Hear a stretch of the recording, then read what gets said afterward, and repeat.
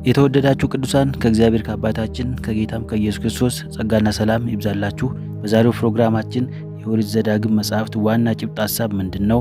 ለምን ዓላማስ ተጻፈ? የሚለውን በትኩረት እንመለከታለን። እስከ ፕሮግራሙ ፍጻሜ አብራችሁኝ ሁኑ። የኦሪት ዘዳግም መጽሐፍት በብሉይ ኪዳን ውስጥ ካሉ 5ቱ የሙሴ መጽሐፍት የመጨረሻው ሲሆን ስሙም ዳግም የተሰጠ ሕግ ማለት ነው። እስራኤላውያን ወደ ተስፋይቱ ምድር ከመግባታቸው በፊት በሞዓብ ሜዳ ሳሉ ሙሴ የሰጣቸው የመሰናበቻ ንግግርና ምክር ነው። ይህንን የኦሪት ዘዳግም መጽሐፍት በ6 ዋና ዋና ክፍሎች ከፍለን መመልከት እንችላለን። የመጀመሪያው ክፍል የእግዚአብሔርን ታማኝነት ማስታወስ ነው። ሙሴ እስራኤላውያንን ከግብፅ ከወጡበት ጊዜ ጀምሮ በምድረ በዳ የተጓዙበት 40 ዓመታት ታሪክ ያስታውሳቸዋል። ይህም እግዚአብሔር በጉዟቸው ሁሉ እንዴት እንደረዳቸው፣ እንደመገባቸውና እንደጠበቃቸው በማሰብ ለወደፊቱ ሕይወታቸው እምነት እንዲኖራቸው ለማድረግ ነው። በሁለተኛው ክፍል የቃል ኪዳኑ መታደስ በሲና ተራራ ሕጉን የተቀበለው ትውልድ በምድረ በዳ አልቆ ነበር።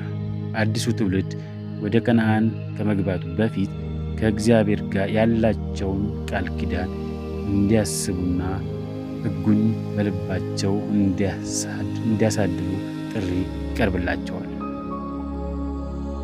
በሦስተኛው ክፍል ዋናው ትእዛዝ በኦሪት ዘዳግም ምዕራፍ 6 ቁጥር 4-5 ላይ የሚገኘው ጥቅስ የመጽሐፉን የሙሉ ኦሪት ማዕከል ነው።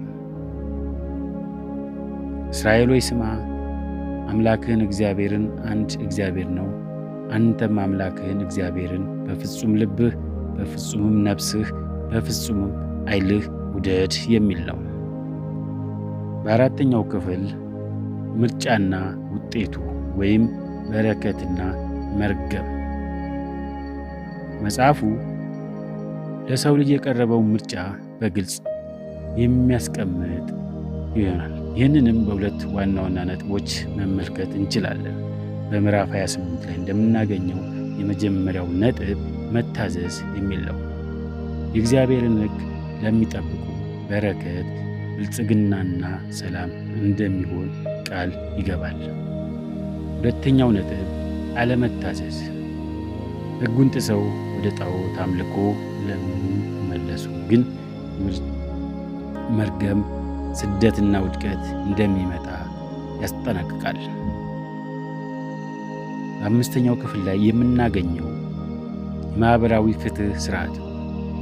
ዘዳግም ስለ ድሆች፣ ስለ ባልቴቶች፣ ስለ ወላጅ አልባ ሕፃናትና ስለ እንግዶች እንክብካቤ እንዲደረግ ጥልቅ ትኩረት ይሰጣል። ፍትሕ እንዳይጎድል፣ አበዳሪዎች ለተበዳሪዎች እንዲራሩና በየ7 ዓመቱ ዕዳ እንዲሰረዝ የሚያዝዙ ሕግጋትን ይዟል።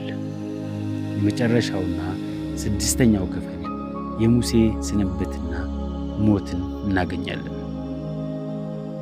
በመጽሐፉ መጨረሻ ላይ ሙሴ ኢያሱን ተተኪው አድርጎ ሲሾም ሕዝቡን ሲባርክና የሙሴን ሞት ታሪክ እናገኛለን። ሙሴ ተስፋይቱን ምድር ከሩቅ ተመልክቶ በናባው ተራራ ላይ አረፈ። በአጠቃላይ ከዚህ ከኦሪት ዘዳግም መጽሐፍት ምን እናገኛለን?